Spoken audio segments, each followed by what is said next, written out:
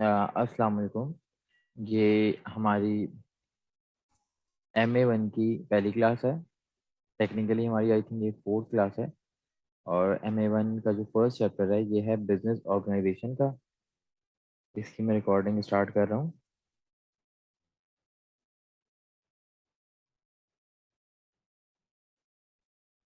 अच्छा, the main function of an office as a centre for information and administration. अच्छा, इस जो MA1 है आपके, इसमें कुछ जो मतलब चैप्टर है वो बहुत ज़्यादा बेसिक्स हैं। और उन बेसिक्स चीज़ों को एक्सप्लेन किया हुआ है जो कि ऑलरेडी आपको पता ही है। लाइक यहाँ पे आप देखो। Okay, fine. अच्छा, every enterprise needs an office. Yes, because why? Because office vary in nature and type. जब भी हम कोई बिजनेस स्टार्ट करते हैं तो ऑफिस का जो पर्पस होता है, जाहिर सी बात है, हम वहाँ पे बिजनेस मीटिंग करते हैं। एक ऐसी सेंटर प्लेस होती है जहाँ से सारे हमारे ऑपरेशंस कैरी ऑन कर किए जाते हैं। तो ऑफिस की नीड किसी भी बिजनेस को होती है।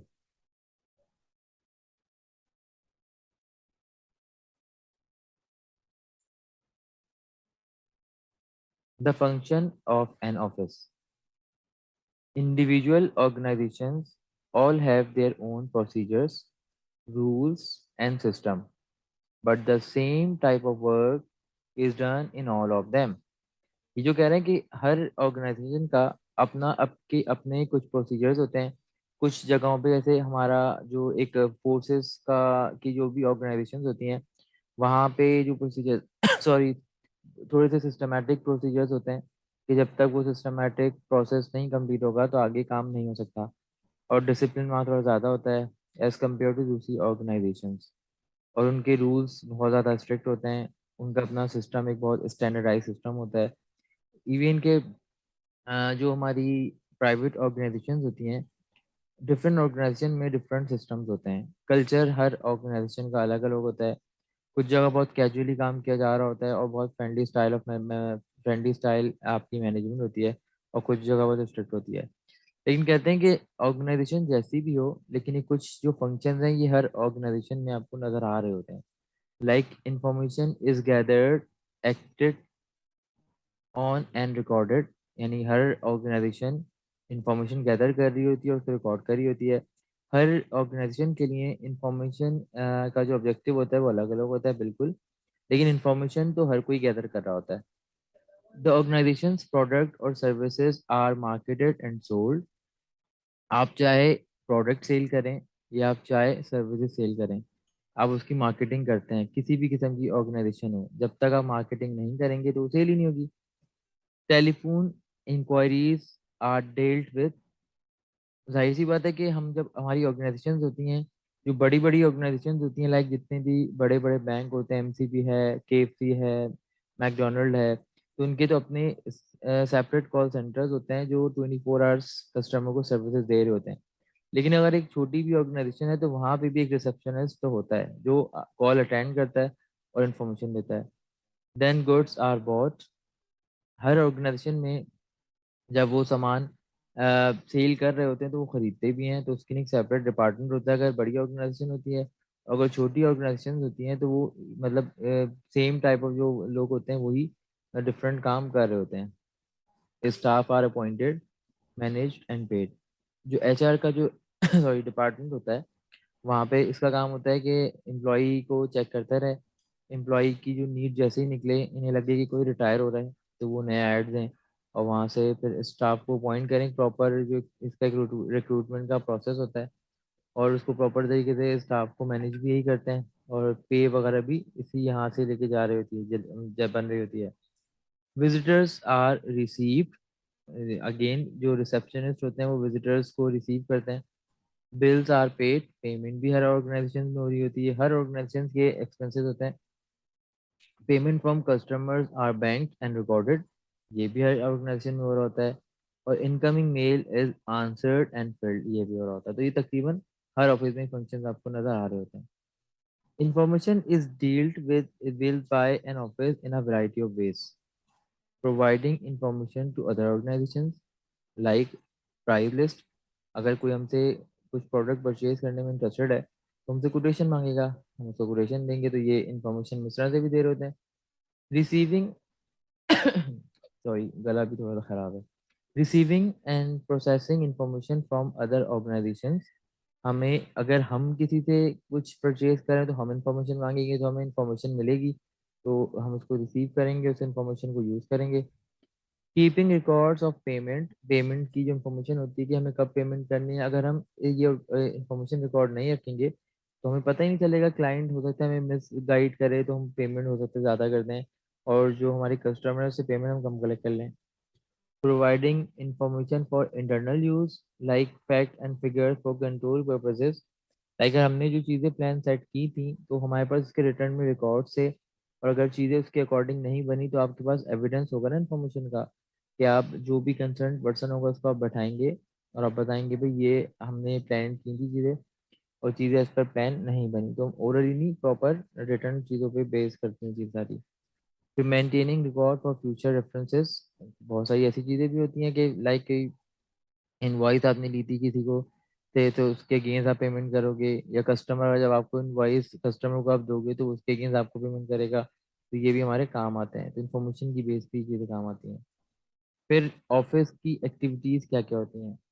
ऑफिस की एक्टिविटीज़ में आप देखो, परचेज होता है, रॉ मटेरियल को हम परचेज करते हैं प्रोडक्शन के लिए, हम सेल्स करते हैं प्रोडक्ट या सर्विस की, और जब हम सेल करते हैं तो हम उसकी एडवर्टाइजिंग करते हैं, और जब एडवर्टाइजिंग से पहले हम उसकी डिटेल मार्केट रिसर्च करते हैं। उसके बाद हम परचेज कर रहे होते हैं, हम सेल कर रहे होते हैं, हम एक्टिविटीज को कंट्रोल भी करते हैं कि परचेज हम एज पर हमारी स्टैंडर्ड और कंट्रोल में है या नहीं है। मतलब अगर एक मुझे प्रोडक्ट को सेल करना है, मुझे एक चीज़ बनानी है, तो उससे पहले मुझे उसको परचेज भी करना है। लेकिन अगर परचेज टाइम पे मेरे पास नहीं आई, परचेज ही मैंने टाइम पे नहीं की, तो सेल तो ऑटोमेटिकली डिले होगी। तो इसलिए जो इसके ऊपर हमने ऐसा एक बंदा बैठाया हुआ होता है जो चीज़ों को बहुत टाइमली मॉनिटर भी कर रहा होता है और कंट्रोल भी कर रहा होता है। इसके अलावा इन्वेंट्री आ रही है, इन्वेंट्री कहाँ कहाँ से आ रही है, कहाँ कहाँ जा रही है, अगर उसको आप प्रॉपर कंट्रोल नहीं करेंगे तो बहुत सारे ऐसे लोग होते हैं जो इन्वेंट्री को मिसमैनेज करते हैं और इन्वेंट्री को वो घर ले जाते हैं या खराब दिखा देते हैं, तो ये सब चीज़ों के लिए कंट्रोल का पर्पस बहुत मस्ट है। तो इफेक्टिव इन्वेंट्री कंट्रोल हो जाती है। एक्यूरेट जो रिकॉर्ड होता है वो आपको पता चल जाता है, और फाइनेंशियल और स्टैटिस्टिकल इन्फॉर्मेशन भी मिल जाती है। फिर आप क्या है कि processing information to and from the organisation. मतलब जाहिर सी बात है, जो इन्फॉर्मेशन आपको आपके पास आ रही है उसको प्रोसेस भी करना। इंफॉर्मेशन इटसेल्फ किसी काम की नहीं जब तक उस इंफॉर्मेशन को हम यूज करके उसको उसको इफेक्टिव ना बनाए। यूज करके, या तो अगर कोई किसी प्रोडक्ट की इंफॉर्मेशन ले रहा हूँ तो इंफॉर्मेशन लेने के बाद मैं उस प्रोडक्ट को बना रहूँगा, और इसी तरह किसी प्रोजेक्ट से रिलेटेड इंफॉर्मेशन है तो इन्फॉर्मेशन के बाद मैं प्रोजेक्ट को कर रहा हूँ। तो ये इन्फॉर्मेशन जब तक मैं इसको प्रोसेस नहीं करूंगा तो इस इन्फॉर्मेशन का कोई फायदा ही नहीं है।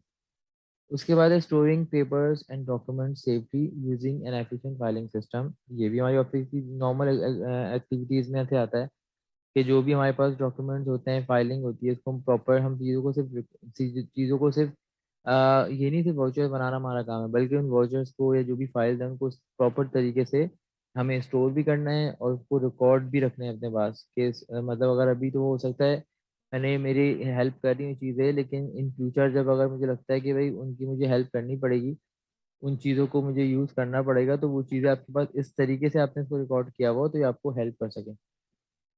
Presenting information bye duplicating.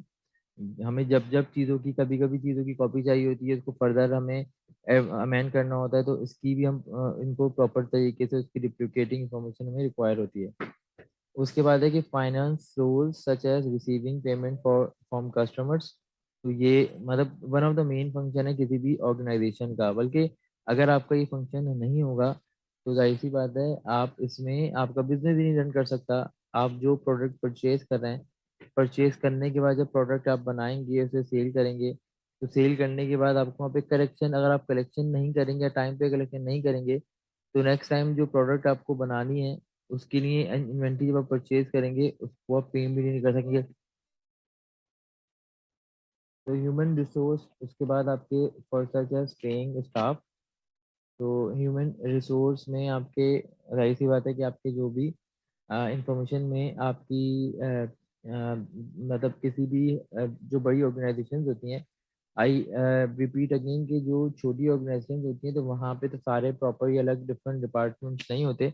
लेकिन जो बड़ी बड़ी ऑर्गेनाइजेशन होती हैं वो सारे वहाँ पे डिफरेंट डिपार्टमेंट्स होते हैं।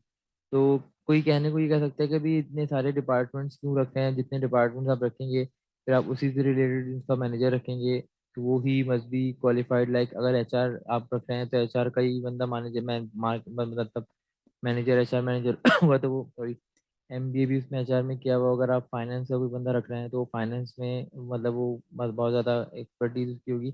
तो इसकी जो थ्योरी वो यही कहती है कि आप जितने ज़्यादा स्पेशलाइज बंदे को आप रखेंगे ना, तो उसके काम में भी इतनी ही क्वालिटी होगी। जब वो क्वालिटी डिसीजन लेगा, तो क्वालिटी डिसीजन को जब वो कैपिटलाइज करेगा तो वो डायरेक्टली इसका लिंक आपके बिजनेस की सक्सेस से होगा। तो इसलिए ये कहा जाता है कि अगर वो इतना ज़्यादा अच्छा स्टाफ उन्होंने रखा हुआ है तो वो काम भी इतना ही अच्छा करेगा। वो जितना अच्छा काम करेगा वो डायरेक्ट आपकी सेल को बढ़ा रहा होगा। उसके बाद है कि एडमिनिस्ट्रेटिव असिस्टेंट असिस्टेंट्स और क्लरिकल वर्कर्स। जो बहुत सारी एडमिनिस्ट्रेटिव असिस्टेंट का मतलब है कि जाहिर सी बात है कि जो ऑफिस के डे टू डे जो ऑफिस के काम हो रहे होते हैं, तो जो एडमिनिस्ट्रेटिव वर्क्स हो रहे होते हैं, तो उसके लिए जाहिर सी बात है कोई आप किसी चार्टर्ड अकाउंटेंट या किसी बहुत अच्छी से एमबीए को तो उससे तो वो काम नहीं करवाते। उसके लिए मोस्टली जो ऐसे वर्कर्स होते हैं या तो वो मतलब अंडर ग्रेजुएट होते हैं, और उनकी एज भी वो अंडर 20 भी होते हैं, अंडर 25 भी होते हैं, या वो समटाइम ऐसा होता है आपने देखोगे वो अबव 40 अबव 50 होते हैं। क्योंकि दो तरह के जो लोग होते हैं वो स्किलफुल नहीं होते कभी ना, मतलब ज्यादा स्किलफुल आपको नजर नहीं आ रहे होते। एक तो ये होता है जो बंदा नॉर्मल कभी जॉब करके भी वो नॉर्मल जॉब से रिटायर हो जाता है, तो फिर वो कहीं कहीं क्लरिकल काम कर रहा होता है। या उसने अपनी जब यंग था उसने स्टडी नहीं की होती, तो फिर वो जब 40 प्लस या 50 प्लस होता है तो वो किसी भी काम का नहीं रहता, तो फिर वो उसे कहीं बस कहीं इवन कहीं चाय बनाने की भी जॉब मिल जाए या कहीं फाइलिंग की भी जॉब मिल जाए कुछ कुछ कर लेता है। और उसके अलावा कुछ ऐसे लोग होते हैं जो इतने एजुकेटेड नहीं होते या साथ साथ स्टडी कर रहे होते हैं, तो वो भी इस तरह की जॉब उन्हें कुछ भी जॉब मिल जाए वो कर लेते हैं। तो इनकी जो जॉब होती है उसमें इंफॉर्मेशन को रिकॉर्ड करना और डॉक्यूमेंट्स प्रिपेयर करना, उनकी इंफॉर्मेशन को अरेंज करना, फाइलिंग की सॉर्टिंग करना, communicate supply and communicate information by passing it on to relevant person, मतलब एक जगह से एक डिपार्टमेंट से एक पर्सन से दूसरे इंपॉर्टेंट पर्सन पे इंफॉर्मेशन की सप्लाई भी इन्हीं का काम है। तो ये जो इसमें इस चैप्टर में इन्होंने मतलब जैसे ये पूरा जो वन पहला वाला जो इसमें छोटा सा सेक्शन दिया हुआ था उसमें ये सारी ये चीजें थी, जिसकी कंक्लूजन उन्होंने कहा कि the prime purpose of an office is to collect and process relevant information. सबसे पहले कोई भी ऑफिस जो होता है वो क्या करता है, इसका प्राइम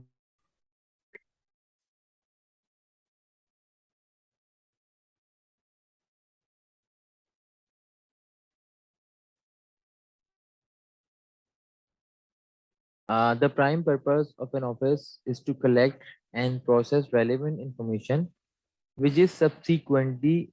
हम जब इंफॉर्मेशन ये कलेक्ट करते हैं, प्राइम पर्पस किसी भी ऑफिस का क्या होता है कि इंफॉर्मेशन को कलेक्ट करते हैं, इंफॉर्मेशन को कलेक्ट करने के बाद ये इसको प्रोसेस करते हैं sorry and process relevant information which is subsequently stored or dispatched to appropriate person।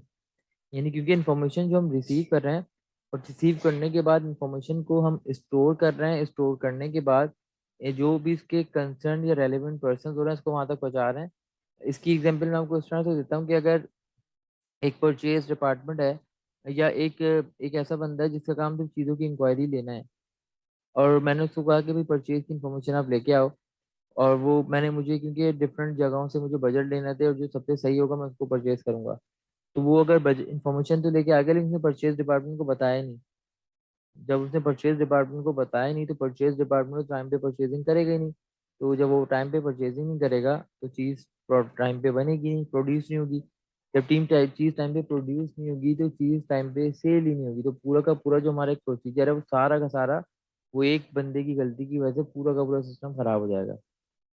तो typical office activities include issuing invoices, handling purchases, dealing with customers, orders, preparing accounts and statistics, processing the payroll, and other routine activities.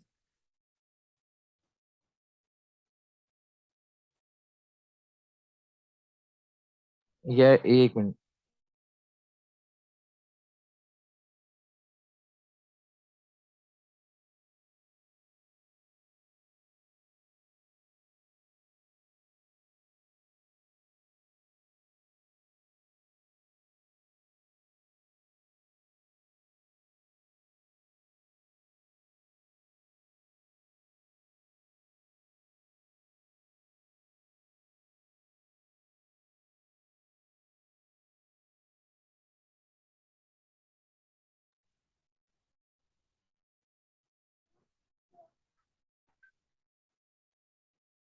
Hello.